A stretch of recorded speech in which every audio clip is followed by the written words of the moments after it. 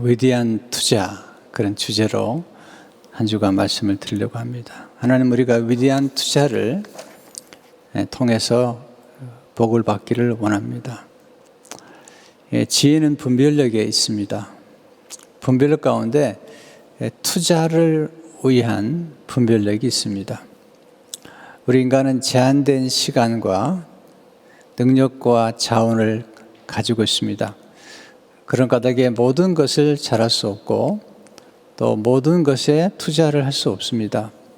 가장 중요한 것, 가장 고귀한 것, 또 우리 삶에 유익을 주되 장기적인 유익을 주는 것에 투자를 해야 됩니다. 가장 탁월한 투자는 영원한 것에 투자하는 것입니다. 또 가장 풍성한 결과를 가져오고 열매를 맺는 것에 투자해야 됩니다. 바울은 지혜로운 사람입니다. 그는 하나님을 위해 투자했고 하나님께 투자했습니다. 예수님을 아는 지식이 가장 고상하다는 사실을 알았고 모든 것이 예수님 안에 있다는 것을 알았습니다.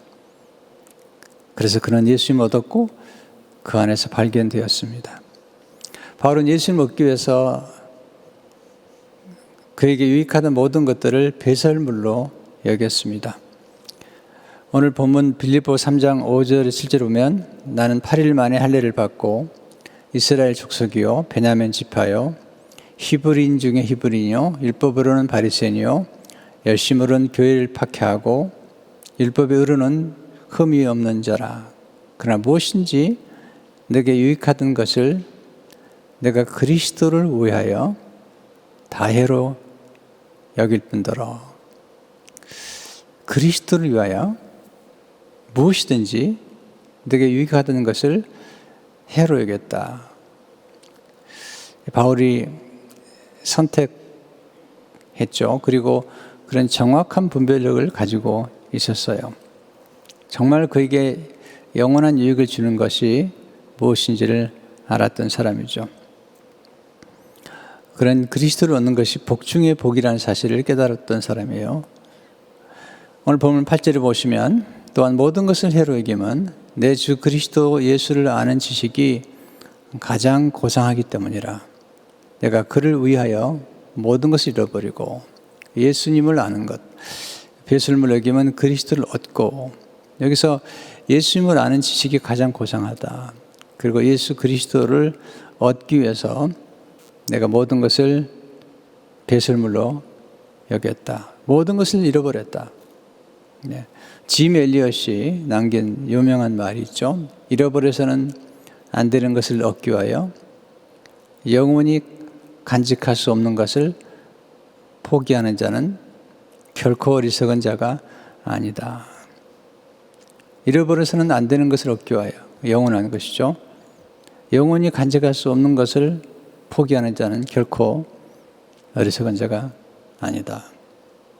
그런 그 육신의 생명을 성교 안에 내어놓았죠. 그러나 그런 영원히 잃어버려서는 안 될 것을 붙잡았습니다. 하나님, 그리고 또 그의 영혼이죠. 육신도 소중하지만 육신은 영원하지 않습니다. 영혼이 영원한 거죠. 그래서 그는 가장 소중한 것을 위해 나머지 것을 내려놓은 것을 보게 됩니다. 특별히 바울은 예수님 안에서 발견되기를 원했어요. 그리고 예수님을 믿었고 예수님 안에 있는 의, 인간의 의는 없어요. 더러운 헌옷 같은데 eternal righteousness, 영원한 의를 그는 얻게 된 거죠. 빌립보 3장 9절에 보면 그 안에서 발견되려 하매니 내가 가진 의는 율법에서 난 것이 아니요 오직 그리스도를 믿음으로 말미암은 것이니 그 믿음으로 하나님께로부터 난 의라. 이건 영원한 의죠. 이 놀라운 은혜를 알았기 때문에 바울은 선택을 잘했어요. 자, 여기서 우리가 오늘 배우고 또 서론적이지만 아주 중요한 진리와 지혜들을 함께 배우고 싶습니다. 첫째로 영혼의 관점에서 위대한 투자를 하는 것이 지혜입니다. 영원한 관점은 영원한 시각에서 인생 전체를 보는 것입니다. 영원한 시각에서 인생 전체를 보는 것이 왜 중요하냐면 바로 그 관점이 오늘 우리의 삶을 아주 풍성하고 의미 있게 만들기 때문이에요. 영혼의 관점이 없는 사람들의 생애는 쉽게 타락하고 부패하고 말죠. 그래서 우선순위가 분명하면 선택이 쉬워지죠. 마태복음 6장 33절을 보면 그런즉 너희는 먼저 그의 나라와 그의 의를 구하라. 그러면 이 모든 것을 너희에게 더하시리라. 저는 예수님을 고등학교 1학년 때 개인적인 구주로 영접했어요. 제 생각 가운데 가장 소중한 일이라는 생각이 들어요. 어릴 적에 초등학교 때 교회를 다녔어요. 그리고 초등학교 3학년부터 교회를 나가지 못했고, 그때 제가 주산을 배우느라고 이제 거기에 몰입을 하게 됐어요. 어릴 적에 어린이 성경학교, 그리고 오랜 기억이 남아요. 찬송도 기억이 남는데, 내가 예수님을 개인적으로 영접한 건 고등학교 1학년 때였어요. 그리고 고등학교 1학년 때 심각하게 고민한 적이 있어요. 고등학교 1학년이면 어린아이가 아니거든요. 그 무렵에 제 인생의 진로를 결정하는 고민을 하게 됐어요. 고등학교 2학년 무렵에 저를 길러준 목사님이 목회자가 되면 어떻겠냐고 그렇게 말씀하셨어요. 한 번도 생각해 보지 않았기 때문에 굉장히 당황스럽고 또 그 부분에 대해 생각을 못 했어요. 저는 이제 상업학교를 다녔고 신학대학에 가려면 인문계통인데 이제 상업학교를 들어가면 이제 은행에 들어가고 또 은행에 들어가서 잘된 케이스는 야간 대학을 나오고 또 야간 대학을 나온 다음에 CPA 계리사가 되는 게 그게 이제 상업학교를 나온 사람의 마지막 골이죠. 근데 그때 이제 저를 길러준 목사님이 목회자의 길을 고민하셨는데 그때 많이 실험하는 중에 제가 목회자의 길을 선택할 수 있었던 것은 제 마음에 주신 하나님의 분별력이었어요. 제가 이런 질문을 했어요. 어린 나이에 영원한 것이 무엇인가? 근데 영원한 것은 그 당시에 제가 가진 지식과 상식으로는 세 가지였어요. 하나님이 영원하시다. 그리고 둘째는 하나님의 말씀이 영원하시다. 셋째는 인간의 영혼이 영원하다는 것을 깨달았어요. 그래서 하나님의 콜링, 부르심 앞에 영원한 것에 제 삶을 드리기로 하고 목회자의 길을 가게 된 것입니다. 물론 영원한 것을 위해 투자하기 위해서 다 신학교에 가라는 얘기는 아닙니다. 또 신학교에 가야만이 영원한 것에 투자했다고 생각하지는 않습니다. 그러나 그 당시에 제가 성장했던 1970년 초기에 그 당시에는 목회자의 길을 가는 것이 또는 선교사의 길을 가는 것이 헌신이라고 생각했던 그런 시절이 있었습니다. 그래서 그런 길을 선택했고 또 그 길을 선택한 후에 한 번도 후회한 적이 없습니다. 하나님께 죄송할 때가 많아요. 네, 너무 부족하니까. 그런데 영원한 것을 위해서 헌신한 것에 대해서는 한 번도 후회한 적이 없어요. 이번에 제가 영원한 것을 묵상하다가 6가지를 생각하게 됐어요. 특별히 5가지 이야기를 기록했는데요. 첫째는 하나님이 영원하시죠. 신명기 33장 27절에 보면 영원하신 하나님이 내 초소가 되시니 그의 영원하신 팔이 내 아래에 이도다. 그가 내 앞에서 대적을 주시며 멸하라 하시다. 영원하신 하나님이 내 처소가 되신다. 이사야 30장 28절을 보게 되면 너는 알지 못하느냐? 듣지 못하느냐? 나 영원하신 하나님 여호와 땅끝까지 창조하신 이는 피곤하지 않으시며 곤비하지 않으시며 명철이 한이 없으시며 영원하신 하나님 여호와. 디모데전서 1장 10절에서 바울은 디모데에게 쓴 편지에 영원하신 왕, 곧 썩지 아니하고 보이지 아니하고 홀로 하나이신 하나님께 존귀와 영광이 영원 무궁하도록 있을지어다. 아멘.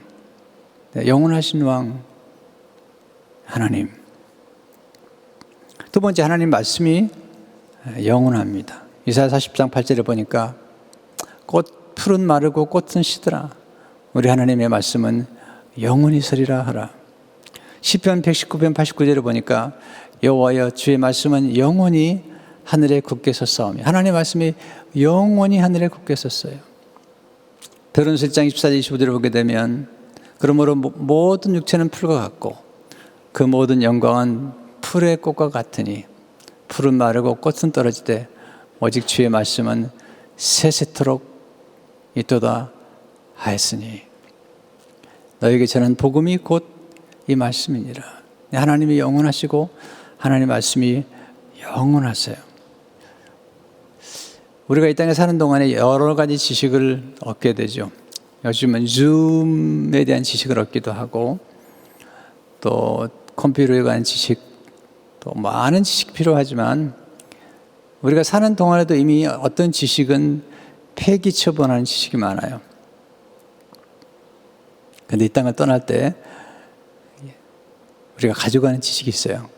하나님에 대한 지식과 하나님의 말씀에 대한 지식은 우리가 가져갈 수 있어요. 셋째, 인간의 영혼이 영원하죠. 예수 믿은 사람들 영원히 살죠. 예수 믿지 않은 사람도 영원히 살아요. 예수 믿지 않은 사람들은 영벌에 처하게 돼요. 예수 믿는 사람들은 영생을 얻게 되죠. 주님께서 말씀하셨죠. 요한복음 11장 15절 20절을 보게 되면 예수께서 이르시되 나는 부활이요 생명이니 나를 믿는 자는 죽어도 살겠고 무릇 살아서 나를 믿는 자는 영원히 죽지 않으리니 이것을 내가 믿느냐.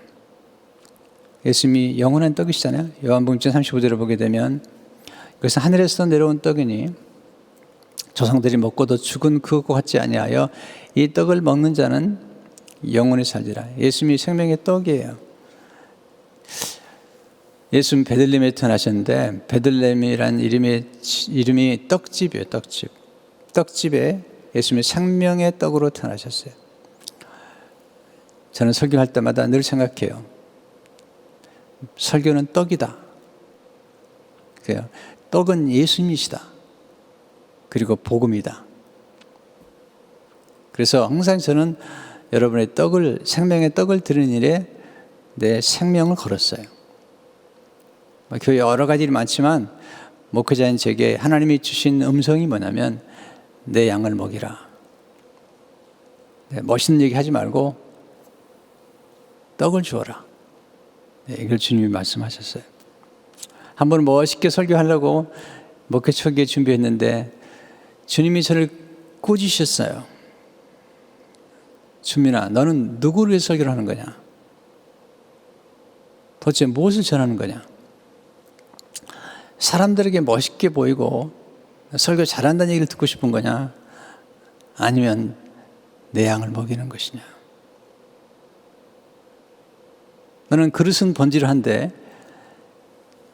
왜 떡은 주지 않느냐? 물론 하나님께서 제게 영음으로 주신 말씀이지만 그 말씀이 제 생애를 바꿔놨어요. 그래서 그때부터 저는 떡에 관심을 가졌어요. 생명의 떡. 제 주위에 있는 목회자들이 굉장히 앞서가는 분들이 많았어요. 그러나 저는 새빵살이를 하면서 저는 오직 떡을 키우는 일에 몰입을 했어요. 하나님이 은혜를 베풀어 주셨어요. 우리가 영혼에 대한 관심을 갖는 것은 영혼을 전도하고 또 사람을 키우고 선교하는 일은 하나님이 가장 기뻐하신 일이에요.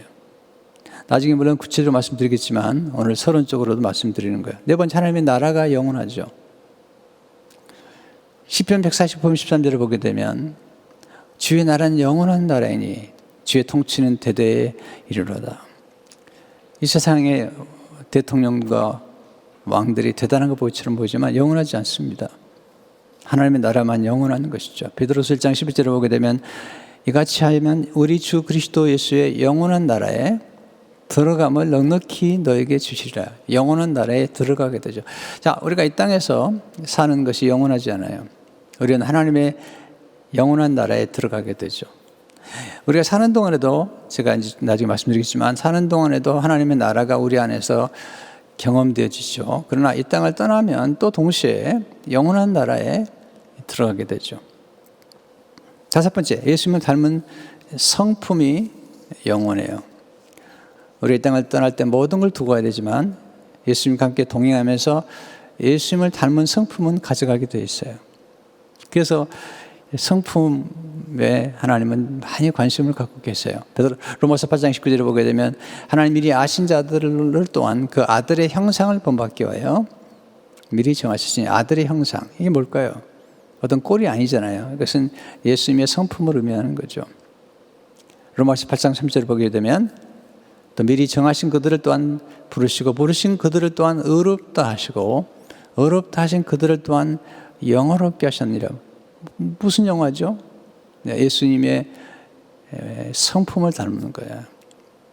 자, 좋은 성품만큼 우리에게 유익을 주는 게 없어요. 여러분 겸손해 보세요. 사람들이 참 좋아합니다. 교만해 보세요. 하나님이 대적하세요. 거칠어 보세요. 사람들이 가까이 하지 않습니다. 예수님처럼 온유해 보세요. 부드러워 보세요. 사람들이 좋아하죠. 여러분 불순종하고 거역해 보세요. 하나님 좋아하지 않습니다. 여러분 직장에 가서도 그래도 상사나 사장님께 순종하면 얻는 게 많아요. 네, 사랑스러우니까. 네, 거역하고 반역하고 그래 보세요. 그러니까 성품이라는 게 얼마나 우리에게 유익을 주는지 모르죠. 그 부분도 제가 또 하루 다루도록 하겠습니다. 자, 두 번째로 하나님을 아는 것이 투자하는 것이 위대한 투자입니다. 바울은 하나님을 알고 얻는 일에 삶 전체를 투자했어요. 하나님은 아는 것은 위대한 투자예요. 제가 이번에 이제 투자에 관한 설교를 하다 보니까 이 투자와 투기에 대해서 좀 찾아보게 됐는데 이렇게 기록을 했더라고요. 투자를 위해서는 먼저 연구하고 분석해야 합니다. 요즘 뭐 주식 투자 얘기 많이 하잖아요. 또는 부동산 투기도 많이 얘기하잖아요. 또 사업에 투자하는 것, 또 사람에게 투자하는 것, 다 투자예요.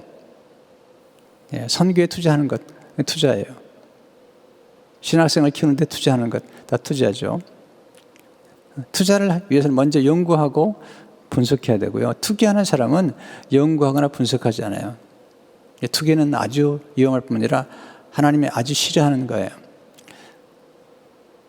또한 투자를 위해서는 감정 냉철히하고 감정에 치우쳐서는 안 되죠.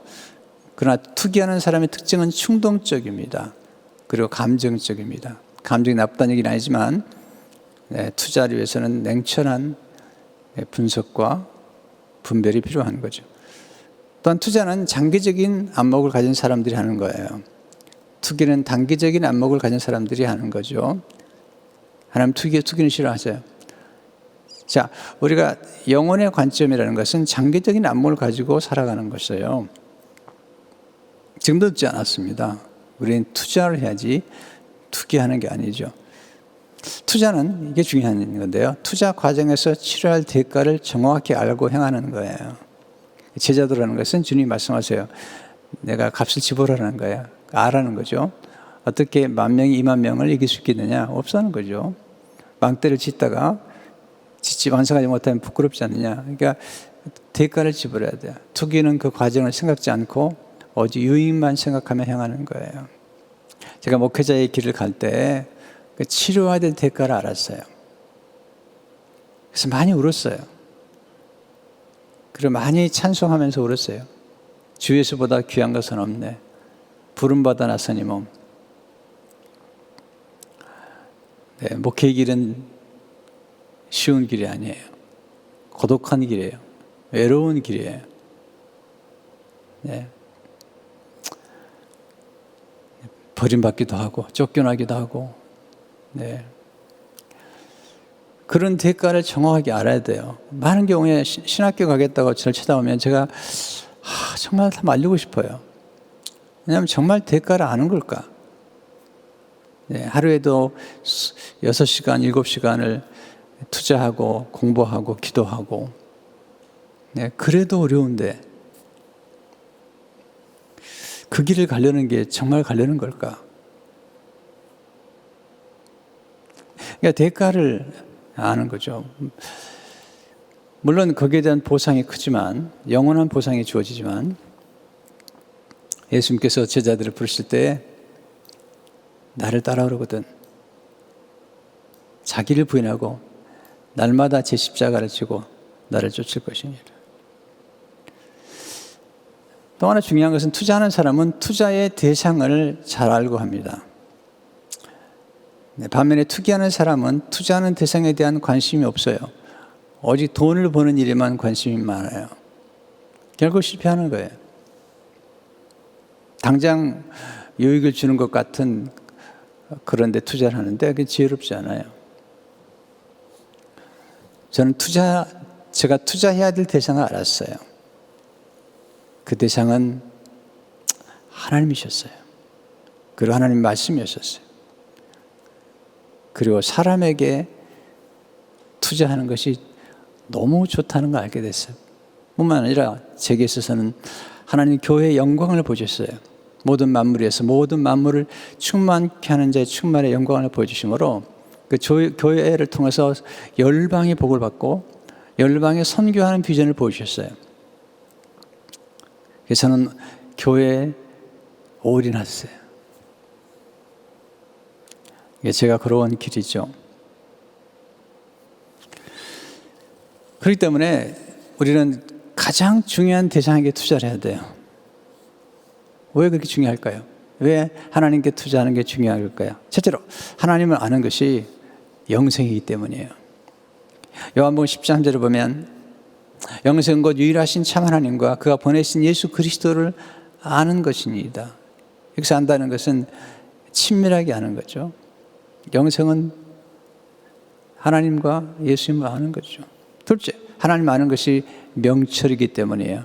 잠언 9장 10절에 보면 여호와를 아는 것이 지혜의 근본이요 거룩하신 자를 아는 것이 명철이니라.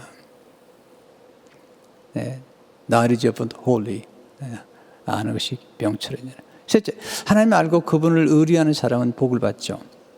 예레미야 10장 10절에 보면 그러나 무릇 여호와를 의지하며 여호와를 의리하는 그 사람은 복을 받을 것이라. 우상을 의지하는 사람은 어리석은 사람이에요. 네. 위기의 때에 어리석은 것을 의지하는 사람은 위골된 다리를 의지하는 것 같다는 거예요. 부러진 의자에 앉는 것 같다는 거예요.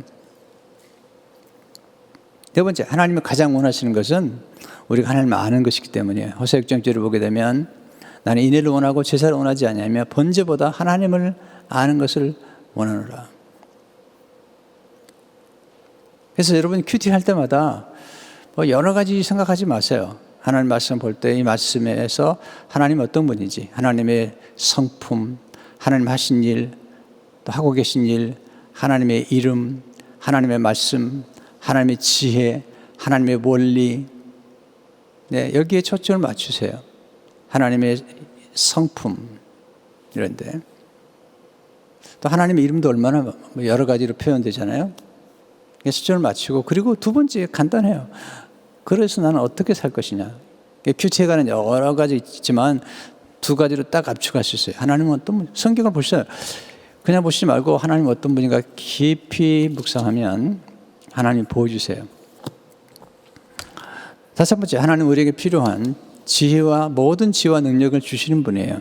다니엘서 2장 10절 20절 보게 되면 다니엘이 말하여 이르되 영원부터 영원까지 하나님의 이름을 찬송할 것은 지혜와 능력이 그에게 있음이로다. 그런 때와 계절을 바꾸시며 왕들을 피하시고 왕들을 세우시며 지혜자에게 지혜를 주시고 청명한 자에게 지식을 주시는도다. 저는 기도를 통해서 많은 지혜를 얻게 됐어요. 또 성경을 통해서 많은 지혜를 얻게 됐어요. 지금도 날마다 지혜를 구해요. 우리 질문이 이런 질문이죠. 그럼 어떻게 하나님을 알 수 있죠? 네, 하나님을 아는 은혜가 어떻게 임하는 거죠? 첫째로 하나님을 아는 것은 은혜입니다. 그러니까 노력만 가지고 되는 게 아니죠. 하나님 자신을 보여주면 돼요. 보여주기 전까지는 알 수 없어요. 인격자라는 것은 그런 거예요. 인격자와의 만남은 상대방이 자신을 드러내어 주는 것만큼만 하는 거예요. 하나님께서 하나님 자신을 우리에게 드러내어 주실 때 하나님을 알 수 있기 때문에 하나님 아는 것은 은혜예요. 많은 사람들이 성경을 봤어요. 버틀란드 러셀 같은 사람은 서양 철학서를 쓴 굉장한 철학자예요. 근데 그는 성경을 많이 읽었지만 하나님을 알지 못했어요. 그래서 그는 나는 왜 그리스도인이 아닌가라는 책을 썼어요. 그러나 잔 스타트는 나는 왜 그리스도인인가? 우리가 하나님을 아는 것은 은혜에 속하는 거예요. 여러분이 오늘 이렇게 새벽에 말씀을 듣고 있다는 것은 하나님이 은혜를 베푸신 거예요. 두 번째, 하나님을 신뢰할 때 하나님을 알 수 있어요. 하나님은 우리의 인식의 대상이 아니라니까요. 우리가 인식은 하지만 우리가 스스로가 하나님을 알 수 있는 게 아니라니까요. 근데 하나님을 믿을 때 알게 돼요. 예수님께서 나사로가 죽었을 때 슬피 우는 누이를 향해서 내가 하나님을 믿으면 하나님의 영광을 보리라고 말하지 않았느냐. 믿으면 보게 되고 알게 돼요. 이게 신비로워요. 세 번째, 하나님을 사랑할 때 하나님을 알 수 있어요. 우리 보지 못하는 사람을 사랑할 수 있어도 알지 못하는 사람을 사랑할 수 없어요. 사랑하면 더 알게 되고요.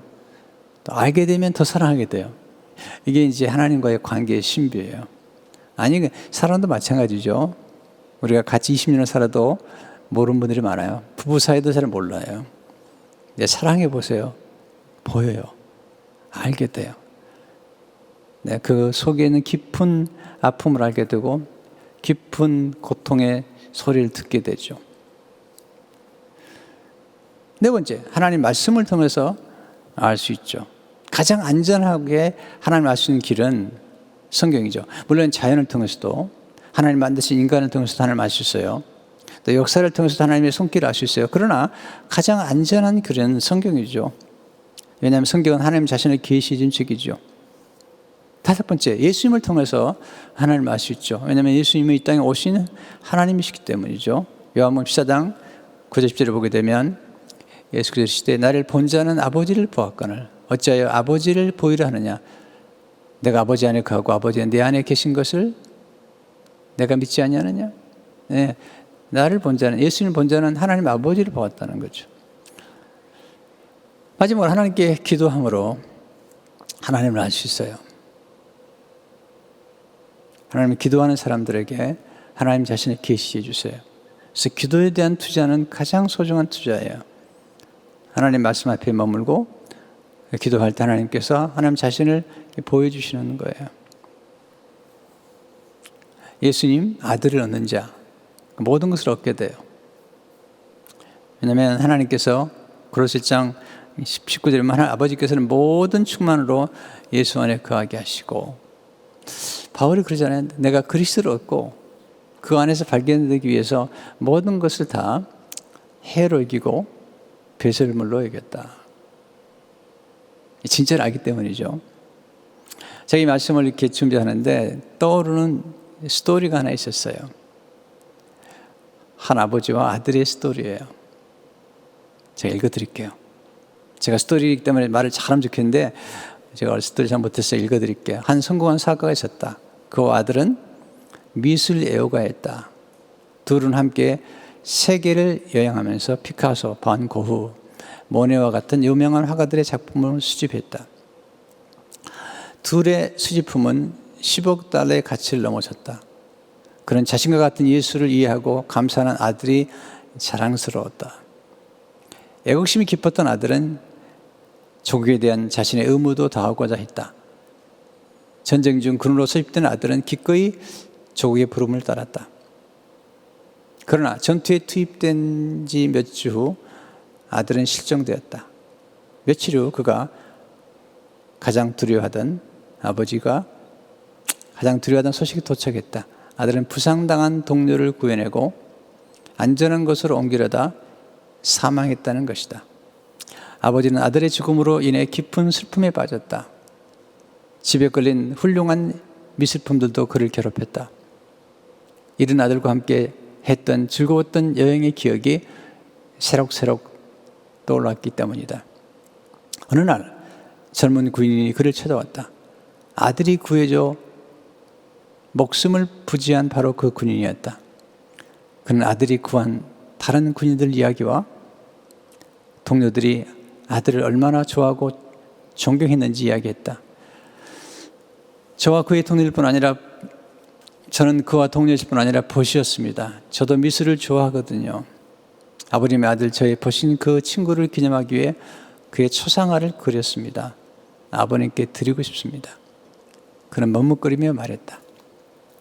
그 초상화는 사업가의 집을 채운 다른 걸작들에 비하면 참으로 보잘것없었지만 위대한 사랑으로 탄생한 작품이었다. 사업가는 벽난로 위에 걸린 명화들을 치우고 아들의 초상화를 걸었다. 그 아버지가 가장 사랑한 작품이 된 것이다.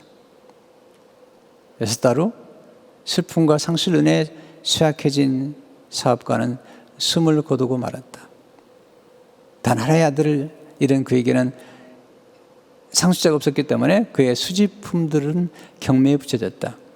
세계 이목이 집중되었고 사람들은 세계 각지에서 명화들을 입찰하기 위해 몰려들었다.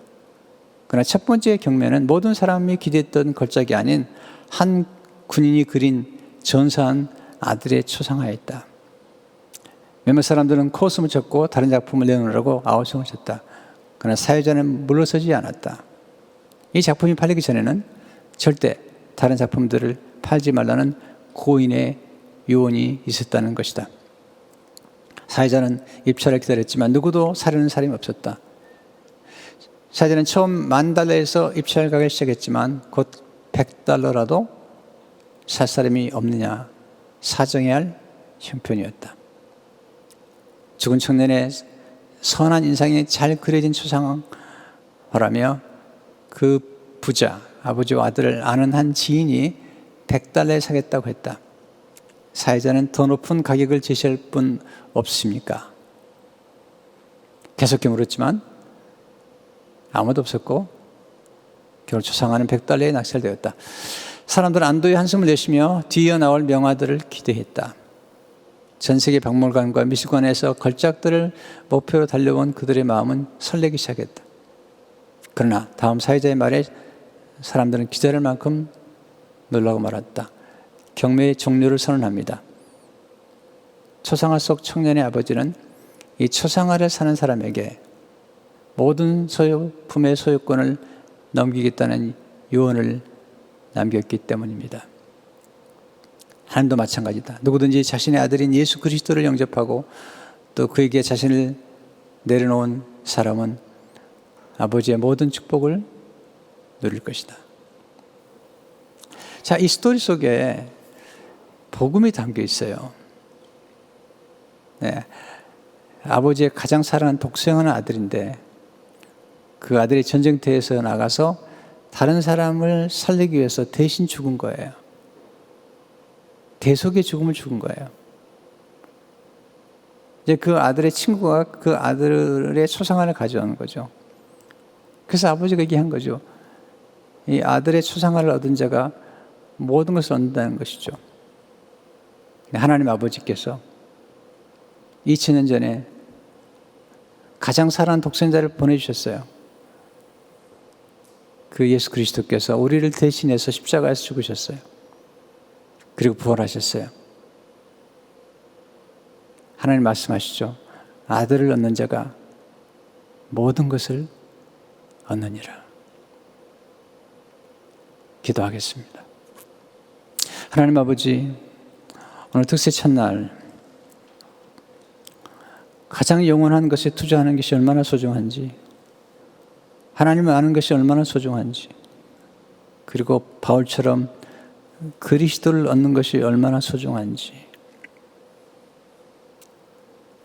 오늘 배웠습니다. 우리가 투자해야 될 것이 많고 이 땅에 사는 동안에 투자할 것도 많지만 그러나 영원한 세계, 영원한 것에 관심을 갖고 지혜롭게 투자할 수 있도록 주님 축복해 주옵소서. 오늘 특세 첫날에 참석한 모든 분들을 축복합니다. 또 귀한 자녀들이 이제 이어서 계속해서 새벽 특세를 참여할 텐데 주님이 축복해 주시고, 이 특세 기간 동안에 섬기시는 여러분들 기억해 주시며, 이 말씀을 들은 모든 분들이 영원한 세계와 영원하신 하나님께 관심을 가지고 영원한 것에 투자하는 지혜로운 투자자들이 되도록 인도해 주옵소서. 하나님, 환우들을 기억해 주시고 코비드 환자들을 치료해 주시며, 이제 백신이 오늘부터 공급된다는 소식을 듣습니다. 하나님, 또 치료제도 개발되게 하셔서 속히 대면 예배를 드릴 수 있도록 도와주시고, 이번 한 주간에도 우리가 비록 비대면으로 새벽 예배를 드리지만 하나님의 은혜와 능력이 시간과 공간을 초월해서 역사하신 것을 압니다. 이 시간 환우들을 치료해 주시고, 또 말씀을 듣는 분 가운데 몸이 연약한 분들에게 치유한 능력을 더하시고, 마음이 상한 분들에게 상한 감정을 치료해 주시고, 경제가 어려운 분들에게 특별한 공의를 베푸셔서 어려울 때 하나님이 돕는 손길을 경험하도록 인도해 주옵소서. 우리 민족을 긍휼히 여기시고 혼돈 중에 있는 미국에 하나님이 자비를 베푸시고, 우리가 살고 있는 로스앤젤레스를 주님 복음화시켜 주셔서 하나님 놀라운 붕이 있도록 인도해 주옵소서. 계속되는 특세 기간 동안에 가슴이 뜨거워지고 우리 삶의 변화를 경험할 수 있도록 주님 축복해 주옵소서. 영원하신 하나님, 존귀하신 예수님, 영원하신 성령님, 성삼위 하나님 높여드립니다. 오늘 말씀을 듣는 모든 분들의 심령 가운데 하나님의 은혜가 풍성하도록 인도해 주옵소서. 지금은 우리를 구원하신 예수 그리스도의 은혜와 하나님 아버지의 극진하신 사랑하심과 성령님의 감동, 감화, 교통 충만하신 은혜가 버려진 성도님들과 어린 자녀들과 우리 선교사님들과 선교지와 우리 민족과 그리고 우리가 살고 있는 미국 땅과 열방에 지금부터 영원토록 함께 계시옵기를 간절히 축원하옵나이다. 아멘.